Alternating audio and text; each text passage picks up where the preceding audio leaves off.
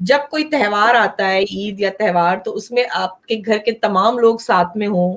मैं जानना चाहूँगी कि ख़ुसूसी साथ बेटियाँ जो होती हैं, वो अपने फ़ादर से बहुत ज़्यादा अटैच होती हैं। क्या जज़्बात होते हैं आपकी बेटी के? जो इमोशनल जो एक बॉन्डिंग होती है एक बेटी की अपने वालिद के साथ, वालिदा और एक घर के तले रहना, और फिर वालिद का दूर भी रहना, वो भी एक जेल में, और जेल के भी डेथ सेल में रहना, और जे डेथ के सेल के अंदर उन पे फिजिकल और मेंटल टॉर्चर होना, तो ये इतनी मुश्किल और कठिन बातें हैं कि ईद जैसे त्योहार पे तो और भी ज़्यादा अ, दुःख होता है, उदासी भी हो जाती है, मगर क्योंकि हम मुसलमान हैं, हमारा ये अल्लाह ताला ने एक तोहफ़ा दिया है, तो उसके लिए बच्ची के लिए तैयार होना होता है ताकि उसको डिस्ट्रैक्ट किया जाए। 9 सियासी पार्टियों को बुलाया था मोदी सरकार ने, मोदी जी ने, और कहा था दूरियां दूर होंगी। उससे दूरियां दूर हुई, कुछ रियायत मिली, कैदियों को रियायत मिली, कुछ फर्क पड़ा था उसका?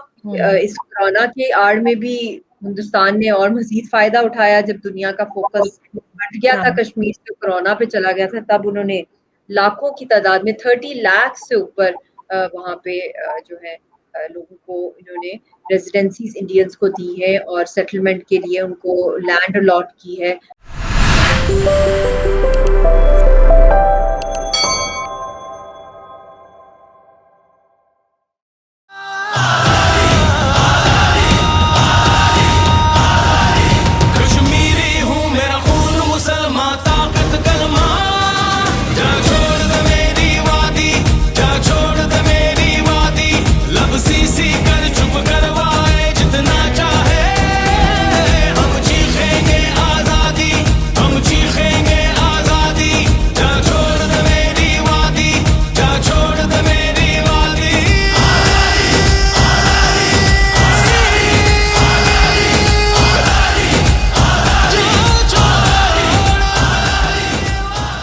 आदाब, मैं हूँ शफ़क़त जाफ़री और आप देख रहे हैं पहचान टीवी। ज़िंदगी आ तुझे कातिल के हवाले कर दूँ, ज़िंदगी आ तुझे कातिल के हवाले कर दूँ, मुझसे अब खूने तमन्ना नहीं देखा जाता। कश्मीर जहाँ पे ज़िंदगी हो रही है, कश्मीर वो जगह है जहाँ ज़िंदगी दम तोड़ रही है। कश्मीर की ज़मीन सिसकियाँ ले रही है, हिचकियाँ ले रही है। वहाँ आपको चलती-फिरती ज़िंदा लाशें नज़र आती हैं, क्योंकि जिनके सामने उनके जवान बच्चों का जनाज़ा उठे, वो माएँ ज़िंदा नहीं होती। जिनके सामने उनकी बेटियों की इस्मत दरी हो, वो बाप मर चुके होते हैं। कश्मीर में इस वक़्त क्या कैफ़ियत है, क्या एहसासात हैं, इसके लिए हमने दावत दी है मशाल मलिक को। आज मशाल मलिक से हम गुफ्तगू करेंगे। मैं आपको वेलकम करती हूँ अपने स्टूडियो में। पूछना अजीब-सा लगता है, लेकिन कैसे मिज़ाज हैं आपके और क्या एहसासात हैं? 2 साल जबरी लॉकडाउन को मुकम्मल हो रहे हैं। अस्सलाम वालेकुम और थैंक यू। आप हमेशा याद रखती हैं और आप बहुत हाईलाइट करती हैं कश्मीर कॉज़ को, और 2 साल हो गए हैं 5 अगस्त 2019 को, वो भयानक दिन जिस दिन एक प्रेसिडेंशियल ऑर्डर के थ्रू कश्मीरी कौम को मुकम्मल तौर पे एक रेफ्यूजी बना दिया हिंदुस्तान की सरकार ने। पहले भी इसकी आर्मी थी 70 सालों से, मगर अब उसकी हिंदुस्तान की आवाम को भी वो लाइसेंस दे दिया हिंदुस्तान ने, इलीगली दिया है कि वो आके यहाँ पे कब्ज़ा कर ले, कश्मीरियों के घरों पे, उनकी ज़मीनों पे, उनकी मलकियत के राइट्स ले ले, उनके सारे हकूक़ जो हैं, उनके इकोनॉमिक, पॉलिटिकल, उनके आइडेंटिटी के राइट्स छीन के, वो सलब करके वहाँ पे कब्ज़ा मुकम्मल तौर पे अपना जमा लें। और अभी 2 सालों के अंदर बहुत से इक़दामात ऐसे उठाए हैं मोदी सरकार ने, जो कि मैं समझती हूँ कि तेज़ी से वो जो उनका गोल है उसको मुकम्मल करने की, जो उनकी तैयारियाँ हैं उस तक पहुँचने की, वो उसके अंदर एक लम्हा भी उन्होंने कमी नहीं की है। इसके बावजूद कि कोविड-19 से पूरी दुनिया परेशान थी, लेकिन मोदी सरकार के ज़ुल्म में किसी किस्म की कोई कमी नहीं आई थी। अब मैं आपसे एक वो बड़ा है तो बड़ा चुभता हुआ या जज़्बाती सा सवाल, लेकिन मैं आपसे करना चाहूँगी, मैं चाहती हूँ कि व्यूअर्स उनको पता चले, वो आपके दर्द को महसूस कर सकें। अभी ईद गुज़री है, जब कोई त्योहार आता है, ईद या त्योहार, तो उसमें आपके घर के तमाम लोग साथ में हों और आप उसको फिर उस त्योहार को उस तरह मना पाते हैं। मैं जानना चाहूँगी कि ख़ुसूसी साथ बेटियाँ जो होती हैं, वो अपने फ़ादर से बहुत ज़्यादा अटैच होती हैं। क्या जज़्बात होते हैं आपकी बेटी के? इनको बताइए कि आपकी छोटी बच्ची जो कितने सालों से अपने बाप से नहीं मिली, वो क्या कहती है, वो क्या चाहती है? देखिए ये वाकई बड़ा एक इमोशनल होता है एज अ पेरेंट, और आपको अपने एक तो स्ट्रगल भी चल रही है, आप उसको चला भी रहे हैं, मगर उसके साथ साथ जो उसके साथ पर्सनल कॉस्ट अटैच्ड है, पर्सनल ट्रेजेडी है, जो फैमिली की सैक्रिफाइसेस हैं, और स्पेशली एक दूरी होना भी वैसे भी एक तकलीफदेह होता है किसी भी फैमिली के लिए, कि उनके फैमिली रिलेटिव्स किसी और मुल्क में या कहीं और रहते हैं, मगर एक तकलीफ की जो दूरी है, कि अनसर्टेनिटी है कि कब मुलाकात होगी, उसका भी कोई कुछ कह नहीं सकता। फिर उसके बाद रिस्पॉन्सिबिलिटीज जो होती हैं वो सारी की सारी एक पेरेंट पे फॉल कर जाती हैं। फिर जो इमोशनल जो एक बॉन्डिंग होती है एक बेटी की अपने वालिद के साथ, वालिदा और एक घर के तले रहना, और फिर वालिद का दूर भी रहना, और वो भी एक जेल में, और जेल के भी डेथ सेल में रहना, और जे डेथ के सेल के अंदर उन पे फिजिकल और मेंटल टॉर्चर होना, तो ये इतनी मुश्किल और कठिन बातें हैं कि ईद जैसे त्योहार पे तो और भी ज्यादा अ, दुख होता है, उदासी भी हो जाती है, मगर क्योंकि हम मुसलमान हैं, हमारा ये अल्लाह ताला ने एक तोहफा दिया है, तो उसके लिए बच्ची के लिए तैयार होना होता है ताकि उसको डिस्ट्रैक्ट किया जाए, और उसको साथ साथ मेरी वालदा खास तौर पे हम दोनों के लिए, मेरे और मेरी बेटी के लिए बहुत हमें हिम्मत देती हैं और बहुत स्ट्रेंथ देती हैं, और हमेशा यही कहती हैं कि ये एक बहुत बड़ा गोल है, तो नेचुरली घर से ही कुर्बानी होनी होगी, तो तभी हम इस मंजिल को पार कर सकें। हाँ, कुर्बानियां तो 70-72 साल से कश्मीरी दे रहे हैं। अच्छा, ये जो 9 सियासी पार्टियों को बुलाया था मोदी सरकार ने, मोदी जी ने, और कहा था दूरियां दूर होंगी, उससे दूरियां दूर हुई? कुछ रियायत मिली, कैदियों को रियायत मिली, कुछ फर्क पड़ा था उसका?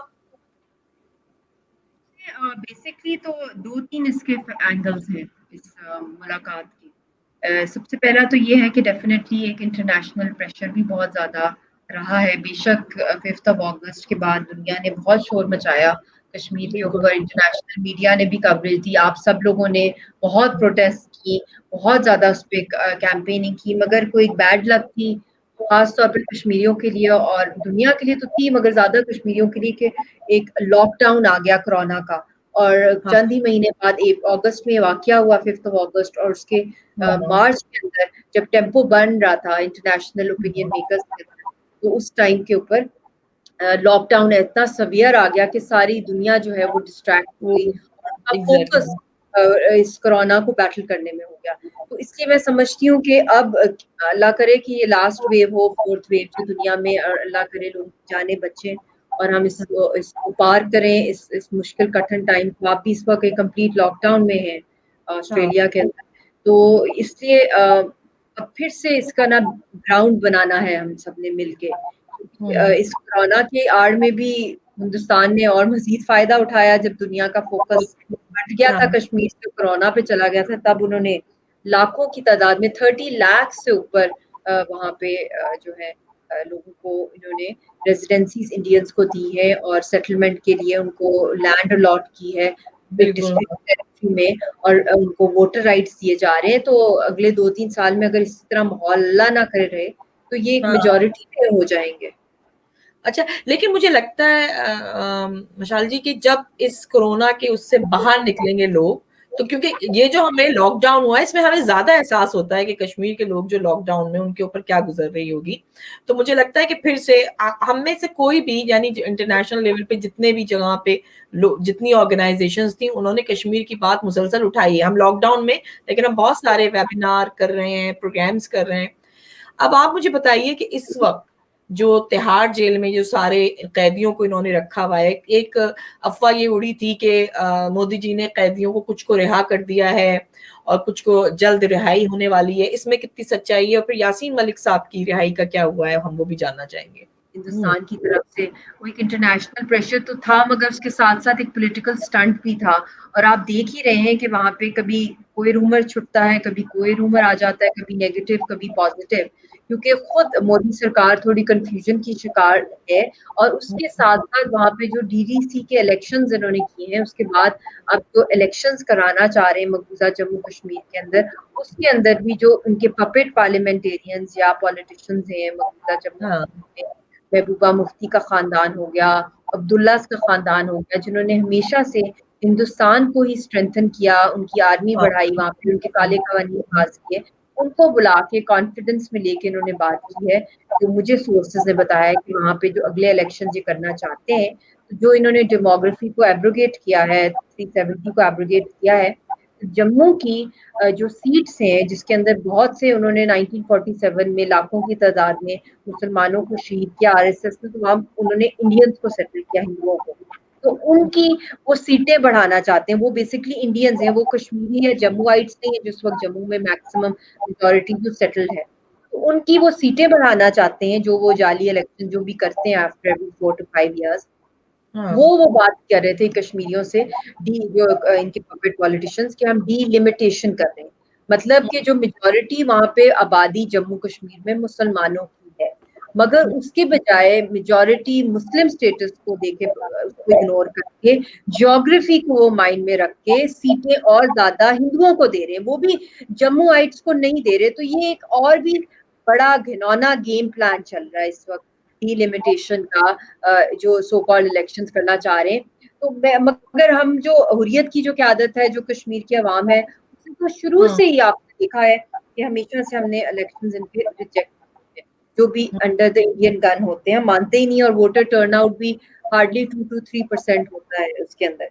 तो मगर फिर भी आप उसके थ्रू आप देख लें कि उसमें भी कितनी मैनिपुलेशन और फर्दर ये कर रहे हैं कि हर लिहाज से वहां पे जो कश्मीरियों का जितनी भी स्पेस है या अलॉटेड स्पेस है, चाहे ब्यूरोक्रेसी के अंदर, चाहे एजुकेशनल कोटा, चाहे जॉब कोटास के अंदर, चाहे पार्लियामेंट जो इनका है पपेट पार्लियामेंट, उसके अंदर हर जगह वो अपने हिंदुओं को सीट्स उनकी बढ़ाते जा रहे हैं। तो ये इनका काम चल रहा है। हाँ, मैंने ये सुना है कि वहां पे उन्होंने जो है वो कब्जा करना शुरू कर दिया है कि जिस प्रॉपर्टी पे चाहे वो हाथ रखें वो प्रॉपर्टी उनकी हो जाए। ये जो आ रहा है खबरों में कि वो नौजवान नस्ल को या जेलों में भी जहां बच्चों को भी इन्होंने रखा हुआ है, उनको मंशियात का आदी बना रहे हैं ताकि उनके जहनों को सुला दिया जाए। तो ये भी एक खतरे की घंटी, आप क्या कहेंगे इसके लिए? इस तरह की तो बहुत सी इन्होंने पास्ट में भी हरकतें की हैं। जाली मेडिसिन का, ड्रग्स का जो वहाँ पे कारोबार चलता है हिंदुस्तान की तरफ से, वहाँ पे एक्सपायर्ड मेडिसिन दी जाती हैं लोगों को। वहाँ पे वैक्सीन, तो अब कोरोना की वैक्सीन, पिछली भी जो वैक्सीन आप देख लें, कोरोना से पहले के हाल में इंजेक्शन, हर चीज, दवाइयाँ जाली ज्यादातर मिलती हैं।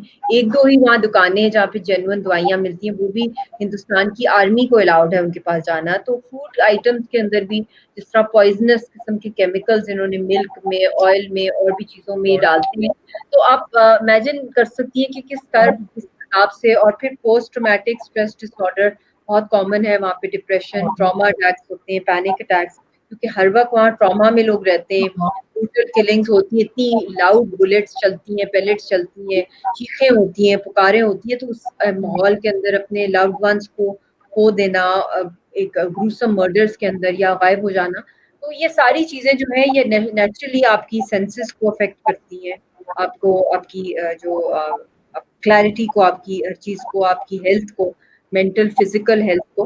तो ये चीजों पे तो टारगेटिंग इनकी काफी अरसे से चल रही है। दूसरी जो आपने बात की है ड्रग्स की, वो तो मैंने बता दी है। दूसरा क्या आप पूछ रही थी कि वहां पे क्या चेंजेस? नहीं, वो तो जैसे जमीनों पे कब्जा कर रहे हैं, घरों पे कब्जा कर रहे हैं, कारोबार तबाह कर दिए हैं। बिल्कुल, कारोबार की जहाँ तक बात है, वहाँ पे जो हमारी इंडस्ट्री है, फूड इंडस्ट्री बड़ी डैमेज हुई है, राइस इंडस्ट्री, राइस फील्ड्स इन्होंने जला दिए हैं। जो हमारा चेंबर ऑफ कॉमर्स है उसने कहा है ट्रिलियंस का नुकसान हुआ है हमारी इकोनॉमी को। हॉर्टिकल्चर इंडस्ट्री, टूरिज्म इंडस्ट्री तबाह हो गई है। लोग पता नहीं कैसे जी रहे हैं और कितना अरसा तक स्टॉक पाइल कर सकते हैं आप खाने पीने की चीजों को। फिर ऊपर से कोविड आ गया है, फिर कोविड के अंदर आपने देखा ही है वहाँ पे वैक्सीन किट्स नहीं है, टेस्टिंग किट्स नहीं है, वैक्सीन जो अगर आ भी जो रही हैं वो जा रही है इंडियन आर्मी को लगाने के लिए। फिर उसके साथ साथ वेंटिलेटर्स कश्मीर के शिफ्ट किए जा रहे हैं इंडिया के अंदर। तो इस तरह की हालत के अंदर ना टेस्टिंग किट्स हैं वहाँ पे, ना वैक्सीन भी कश्मीरियों के लिए, वैसे भी दवाइयाँ नहीं है उनके लिए। अगर वहाँ जब इमरजेंसी नाफिज हो जाती है हॉस्पिटल्स में, जब ब्लडशेड इतना वो रोज करते हैं लोगों के ऊपर, तो ऐसे हालात में एम्बुलेंसेस पे अटैक करना, डॉक्टर्स को मार देना, नर्सेस को बीट करना, हॉस्पिटल्स के बाहर ताले लगा देना, तो ये चीजें बहुत कॉमन है, जो कि एक डेली प्रैक्टिस है वहाँ पे। अच्छा, आप ये बताएं कि अभी अभी यासीन मलिक साहब से आपका कोई राब्ता हो पाया अरसे में? नहीं, कोई राब्ता नहीं हुआ हमारा। मगर ये है कि मेरी जो सास हैं उनका टेलीग्राम के थ्रू महीने में 1-2 दफ़ा राब्ता होता है श्रीनगर से, टेलीग्राम पे उनका पैगामात आते हैं, तो हाँ, बस उन्हीं के थ्रू उनकी खैर-खैरियत जो है हम लोगों को पता चल जाती है। अदर देन दैट कोई भी।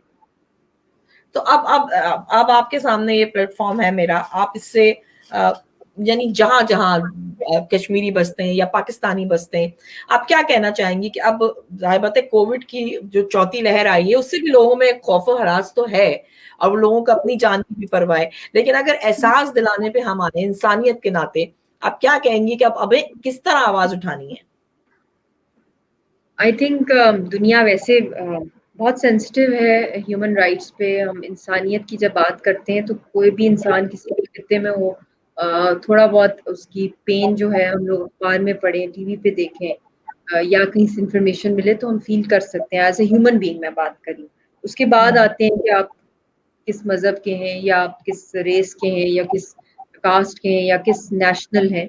तो आई थिंक कोविड ने ये काम ज़रूर किया कि पूरी दुनिया को हम सबको एक कर दिया है। मुकम्मल तौर पे हमें इस तरीके से एज़ अ ह्यूमैनिटी हमने सबने कॉमनली जो सफ़र किया है, लॉकडाउन्स हुए, जॉब्स चली गई, डिप्रेशन कितना आ गया लोगों में, तन्हाई हाँ, की फीलिंग होना और फिर लव्ड वन्स को खो देना, हॉस्पिटल्स में उनका रहना, या अगर किसी को कोरोना हो गया है तो एक ही घर के अंदर अजनबियों की तरह बिल्कुल जैसे कि हाँ, अछूत हो गए एक-दूसरे के लिए। तो इस तरह की फीलिंग से गुज़रना एक इंसान के लिए, तो फिर बहुत दफ़ा मुझे मैसेजेस आए हैं लोगों का कि now we can feel the pain of Kashmiris हाँ, व्हाट दे हाँ, आर गोइंग थ्रू। तो ये चीज़ रियलाइज़ेशन मैंने पब्लिक में देखी है, इंटरनेशनली भी देखी है। कि एक हुँ, अल्लाह का भी कानून होता है जो ऊपर है, कि जिसका कोई नहीं होता उसका अल्लाह होता है, तो वो हुँ, अल्लाह ने शायद दुनिया को एक झंझोड़ा भी है कि एक एक पिस रहा है कौम 70 सालों से ऊपर। और आपको मैं बताऊँ पैलेस्टाइन का फिर भी प्रॉब्लम्स या जो एट्रोसिटीज़ होती हैं दुनिया तक उसका पैगाम आता रहा है। बहुत हुँ, ज़ुल्म हुआ है वहाँ पे, मस्जिद अल-अक्सा सिर्फ़ पैलेस्टीनियंस का या मुसलमानों का मसला नहीं है, बल्कि ये पूरी इंसानियत का मसला इसलिए है क्योंकि जब आप किसी एक रिलिजन को टारगेट करते हैं उसके सेंटिमेंट्स के ऊपर, तो आप सारी दुनिया के रिलीजियस फ्रीडम को आप क्वेश्चन पे ले आते हैं। इसलिए हमने हुँ, देखा पूरी दुनिया निकली उनके लिए, मगर उनकी कोई ना कोई इन्फॉर्मेशन दुनिया तक पहुँचती रही है। पहुँचती है, उसके बिल्कुल, साथ-साथ हाँ, वहाँ इंटरनेशनल मीडिया को अलाउड है जाना, वहाँ पे एयरपोर्ट है वहाँ पे, पैलेस्टीनियन लीडरशिप ट्रैवल कर सकती है। और कश्मीरियों का तो ये हाल है ना कि वहाँ पे पैलेस्टाइन के अंदर एक बिल्डिंग जो उड़ा दी गई थी, वो बहुत ही अफ़सोसनाक वाक़या हुआ था इज़राइली बॉम्बिंग से। मगर वहाँ पे हम कश्मीर में तो ये सोच भी नहीं सकते कि कोई ऐसी हाँ, बिल्डिंग हो जहाँ आप जैसे लोग सब ऑस्ट्रेलिया से डिफरेंट ममालिक के इंटरनेशनल चैनल्स कवरेज करें या इंटरनेट हो या कम्युनिकेशंस हो। इसलिए यहाँ पे तो इतना कुछ ज़ुल्म हो रहा है, इतना हाँ, हद हो गई है ज़ुल्म की कि हुँ, अनअकाउंटेबल एट्रोसिटीज़ हैं जो अनरिकॉर्डेड हैं। और हुँ, दुनिया से बिल्कुल ही हट के ये एक जगह एक और प्लैनेट पे चली गई है और दिन-ब-दिन यहाँ पे बंदिशें बढ़ रही हैं। और मैं समझती हूँ कि अल्लाह का एक तरीका था दुनिया को झंझोड़ने का, बताने का कि ये भी इंसान है, इस दुनिया में बस रहे हैं और इनको भी इंसान होने का राइट देना चाहिए। यही हम लोग माँग रहे हैं। तो इसलिए आई थिंक इसमें आपका भी बड़ा रोल है। आपने भी बहुत हमारा साथ दिया, अपने वेल विशर्स में, अपने सपोर्टर्स में, लोगों में आपने स्प्रेड किया हमारा पैगाम, कश्मीर का पैगाम आपने ज़िंदा रखा। तो यही सदका जारिया है कि हम लोग उन सबसे जो मज़लूम तरीन लोग हैं दुनिया में, चाहे वो किसी भी मज़हब के हों, किसी भी मुल्क के हों, कहीं के भी हों, हमने उनकी आवाज़ उठानी है जिसके पास जो प्लेटफ़ॉर्म है। आपने अपना जर्नलिज़्म और सोशल मीडिया यूज़ किया है। इस तरह बहुत से ऐसे नेक लोग हैं जो कि आवाज़ उठाएँगे और मुझे उम्मीद है कि अब और भी ज़्यादा उनके अंदर ये रियलाइज़ेशन इंशाअल्लाह ताला आएगी, क्यों नहीं आएगी? हमें होपफुल रहना चाहिए और काम भी करना चाहिए साथ-साथ। काम भी करना चाहिए। जो माएँ हैं, मैं आखिर में बस आपसे यही पूछूँगी, जो कश्मीरी माएँ हैं, बहनें हैं, जो कि बहुत ही ज़्यादा स्ट्रेस में रह रही हैं, जो जितना मतलब मैं तो इतना ज़ुल्म देखने के बाद उनकी क्या कंडीशन होगी मतलब हम सोच ही नहीं सकते। लेकिन अगर ये प्रोग्राम उन तक चला गया, तो आपका क्या पैगाम है उन बहादुर माँओं के लिए, उन बहनों के लिए? मेरा उनको यही पैगाम है कि हिम्मत ना हारें और जो कुर्बानियाँ आप दे रहे हैं, आपके बच्चे दे रहे हैं, आपके बुज़ुर्गों ने दी हैं और इन औरतों ने, ना सिर्फ़ कश्मीरी औरतों ने, इस जहाद में, पॉलिटिकल स्ट्रगल के अंदर शाना बशाना खड़ी हुई हैं, कुर्बानियां दी हैं, बल्कि अपनी अगली नस्लों को पालने के लिए इकोनॉमिकली भी, हर लिहाज से, इमोशनली, सोशली, सारा का सारा जो फैमिली स्ट्रक्चर है उसको भी रखना, जॉब्स भी करना, ऐसे हॉस्टाइल इन्वायरमेंट्स में बच्चे पैदा करना, बच्चों को बड़ा करना, तहरीकों को चलाना, पार्टिसिपेट करना और अपनी आवाज़ जो है उसको जिंदा रखना। तो मैं सलूट करती हूँ सब कश्मीरी माओ, बेटियों, बहनों को कि आप सब जो है इस वक्त जिस जद्दोजहद के फोर फ्रंट पर हैं और इसको लीड कर रही हैं, हिम्मत ना हारे, इंशाल्लाह ताला। अल्लाह सबसे बड़ा अल्लाह है, चाहे जितनी भी बड़ी दहशतगर्द आर्मी हो, जितना भी कब्जा हो हिंदुस्तान का, मगर अल्लाह के साथ जो लॉ आपने लगाई हुई है इसको कायम रखें और इंशाल्लाह ताला एक दिन आएगा, जल्द आएगा, जब कश्मीरी जो है आज़ादी के साथ सांस लेंगे, इंशाल्लाह इंशाल्लाह ताला। बहुत बहुत शुक्रिया, आपने हमें वक्त दिया। व्यूअर्स, ये एक दुखी माँ की भी और यासीन मलिक साहब की, अहलिया की भी ये एक आवाज थी या रुदात थी, लेकिन वो सारी माएँ और सारी बहनें और सारी बेटियां जो कश्मीर में जद्दोजहद कर रही हैं, उन सब की आवाज बनकर मशाल मलिक जो है बहुत जद्दोजहद कर रही हैं, बहुत सारे फोरम पर बोल रही हैं। इनके हाथों को मजबूत करने के लिए, इनको मजबूत करने के लिए आप सब ने उठना है और सोशल मीडिया की जरिए से पूरी दुनिया में कश्मीरियों के इस जुल्म को आश्कार करना है, बताना है और मोदी सरकार का भयानक चेहरा बेनकाब करना है। हम सब मिलकर कश्मीर की आजादी के लिए इसी तरह जद्दोजहद करते रहेंगे। कश्मीर क्या चाहे, आजादी। नेक्स्ट प्रोग्राम तक के लिए इजाजत दीजिए। खुदा हाफिज।